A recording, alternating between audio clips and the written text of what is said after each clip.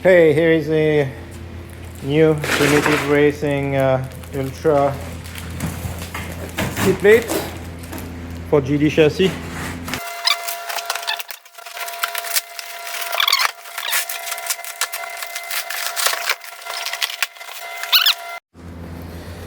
Here is the mini skid plate, the R180.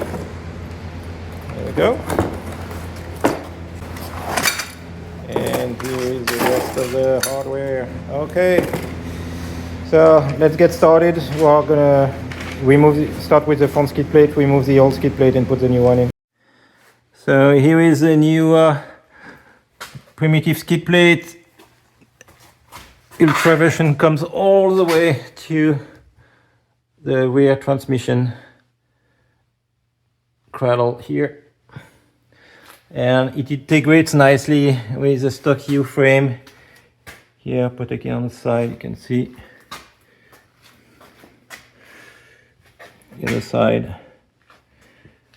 The bolts are recessed for the rear mounting and the front mounting, so you don't have to use those washer protector like we were doing in the past.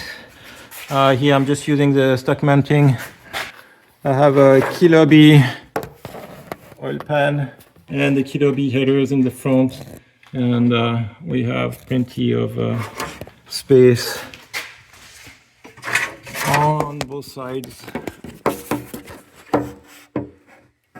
There we go. So there's a new Primitive skid plate. We had a lot of bent stuff from the previous skid plate, so it took a bit of fiddling to align the holes, but we finally got it right.